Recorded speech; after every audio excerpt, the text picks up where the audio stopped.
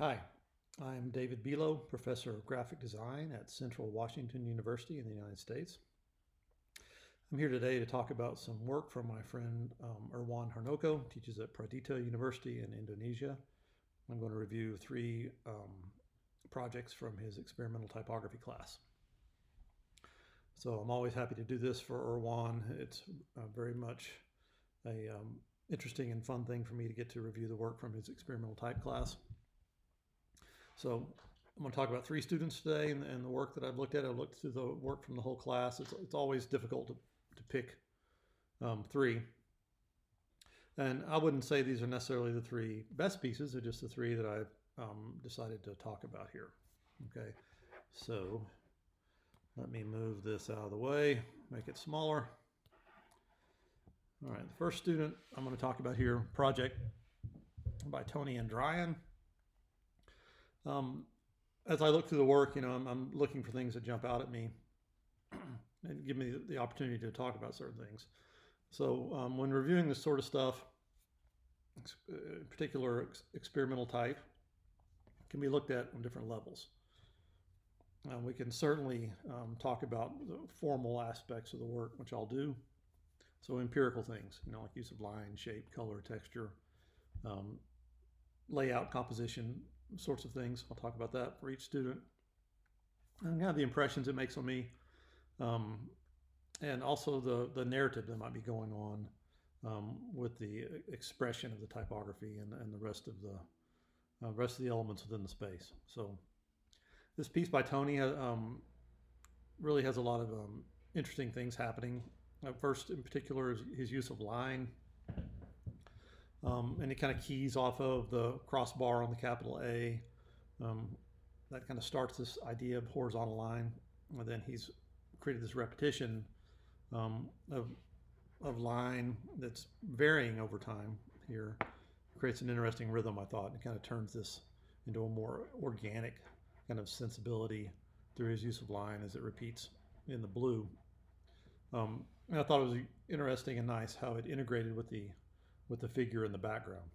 So he really thought about this idea of visual verbal synergy, if you will, this interconnectedness of text and image, or in this case, line and image.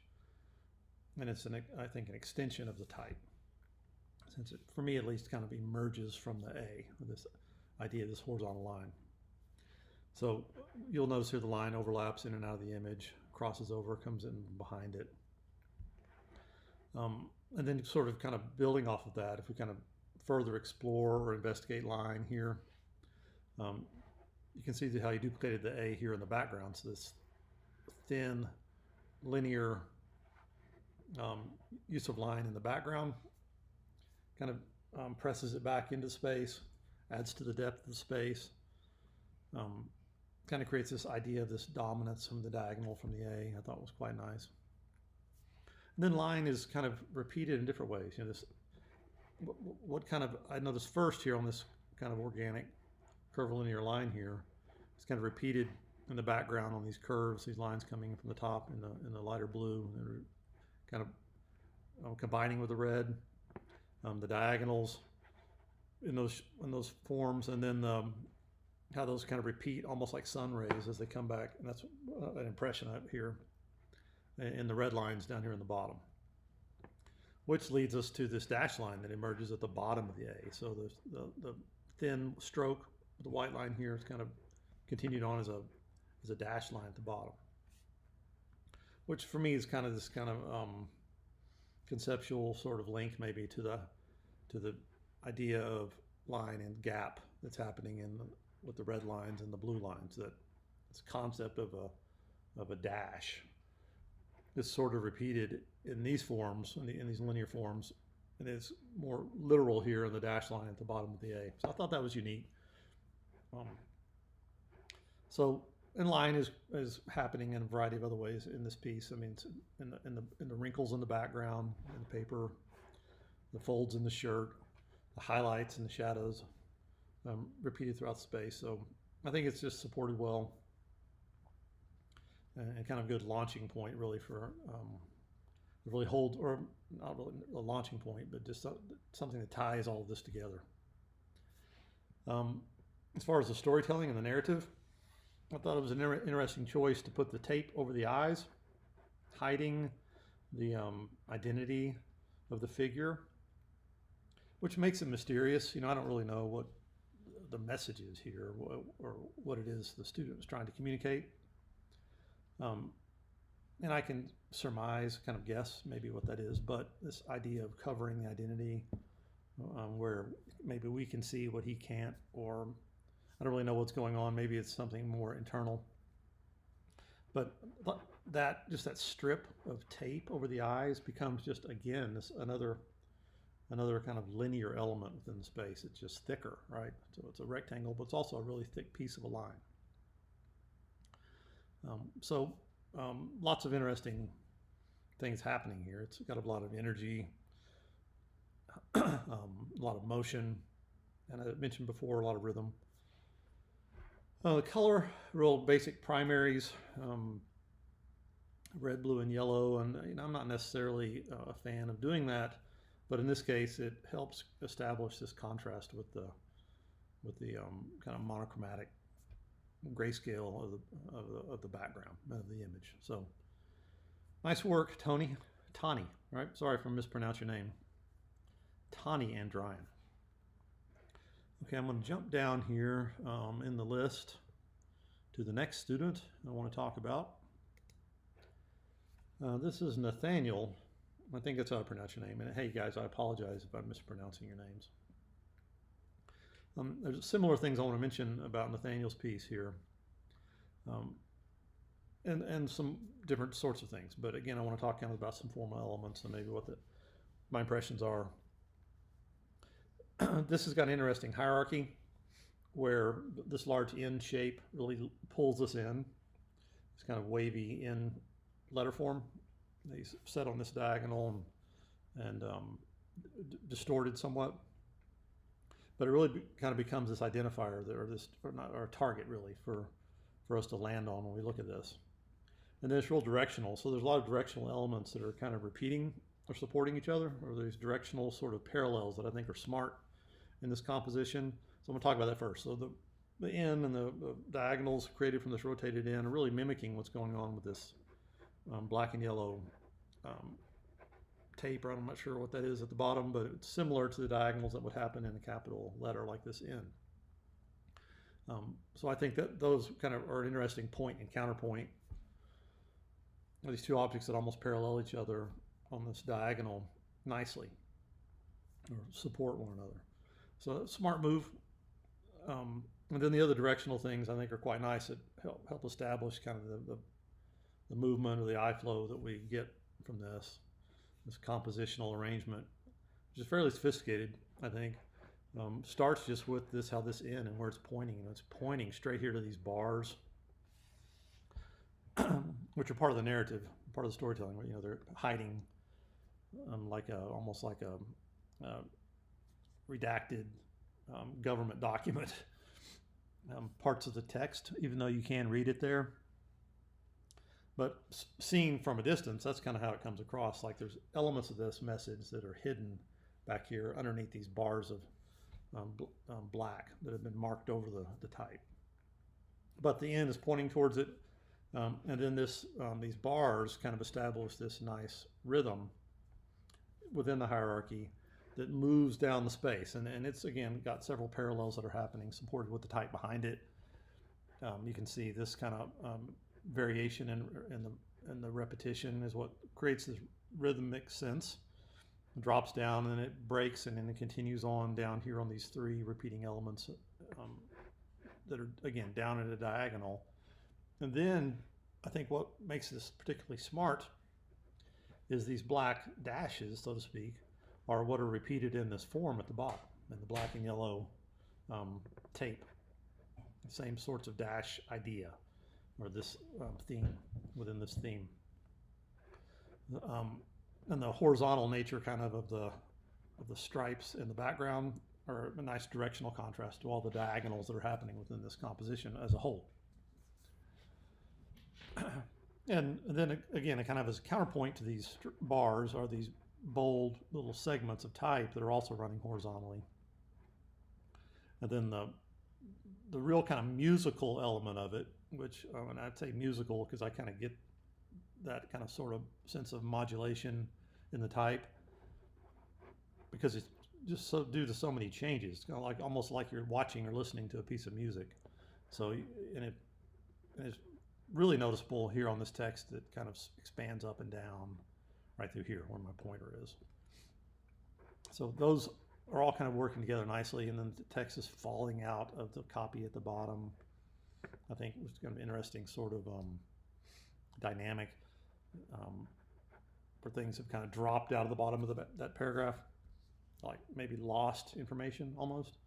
So that's an impression I'm getting from it, but I think that adding to this kind of musical sensibility of this whole design, because it really does have that. It's undulating and modulating, and it's real directional, and a lot of nice contrast happening throughout. And there's some other, I think, smart decisions that Nathaniel made. This tear at the bottom, again, it kind of supports the idea of the torn paper at the bottom. It's a torn newspaper in the background. I think that's, it makes perfect sense. But, you know, he tore it on a nice diagonal. It kind of mimics or parallels the diagonal, undulating line diagonal of the N up here. So kind of the same kind of rolling, curving line happening in the tear that we have happening on this capital. So I think students can learn a lot from seeing these parallels, I call them, these formal parallels that really support this real abstract idea of experimental type, right?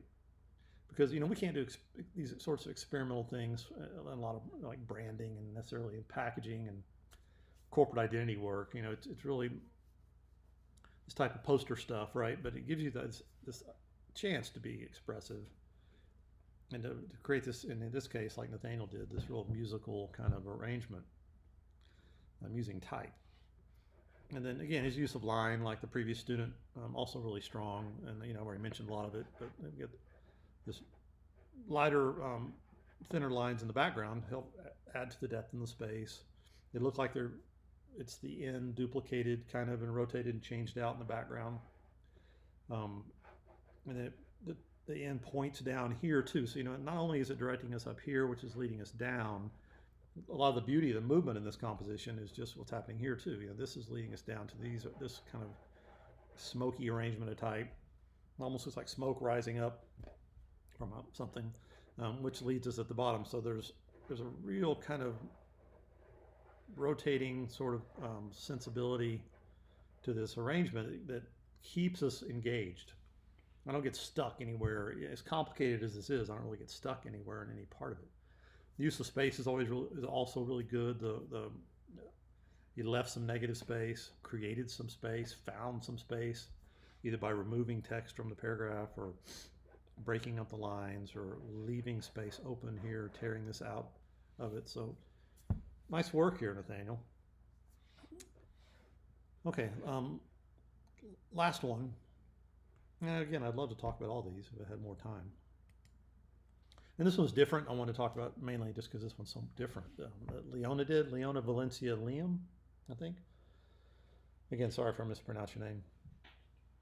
First thing I want to talk about this one is, I mean, whenever I see this sort of design where you've got these horizontal bars that are repeating down the background, I've turned my computer this direction for a reason.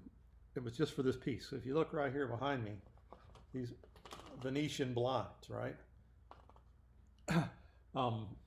Whenever we see blinds like that, they're used like brings to mind a lot of old movie posters, where you know you'd see a crack and then somebody's eye looking through there. So it's kind of a voyeuristic sort of idea where we're peeking at something that's hidden through the blinds. So I'm reminded of that when I see this type of composition. And my students do the same thing all the time. You know, put the bars down, you know, and have an image reveal itself within those shapes. Immediately creates this kind of sense of we're seeing something that we're not necessarily supposed to be able to see. Like it's hidden from our view. We're peeking at it through the cracks in the blinds. I'm seeing the figure here through these openings in the blinds here. And she's kind of looking at us in a way that, we're in a certain way. So it has a little bit of that voyeuristic kind of sensibility to it. I thought really smart. So I think Leona clearly had some fun with this. And it has that kind of, I think, concept happening, that sense of, seeing the unseen, maybe. As far as the formal things, it's very similar to what I said before. This idea of repeating this shape, this line as it moves down, and varying that repetition gives it a nice kind of sense of rhythm. And it's another thing human beings respond to, like anything else, contrast and repetition and those different principles. Rhythm is another one too. We want to find it, and we kind of enjoy seeing it. So I think this is real smart how she arranged this to create the sense of rhythm and motion. And then what I mentioned on the first student, this idea of visual verbal synergy, or finding relationships, synergies, if you will, between formal elements or the typographical elements and the visual pieces like the image, whether photography or illustration. Our goal is to try to create as much synergy as we can between those things. So, the visual supports the verbal, or the formal supports the image, the verbal, the text supports the image. So I think there's nice synergies happening in this design too. She has these shapes running in and out, in front of and behind the figure. The figure is kind of revealing itself through shapes, so there's nice effect, nice dynamics, visual effect happening with that. I think it was smart how she terminated these lines at different points. Some are pointed, some are curved, some are straight. But what that does, it makes a nice negative space on the right side, nice negative space on the left side, creates good tension, strong energy within the composition. And then that energy is supported just by these warm tones, hues that she used with the red and the yellow and orange. Just really heats this up even more. So it has nice energy, has good tension. The text is kind of understated, and they're really to support the rest of the composition. But I think, again, through her use of line and directional elements, it really is smart. Nice crop on the type here. And I could have mentioned this on other students too, this idea of closure where the text runs out of the space. I think it's a nice gestalt where our eye finishes the type. We don't have to be able to see it all to read it.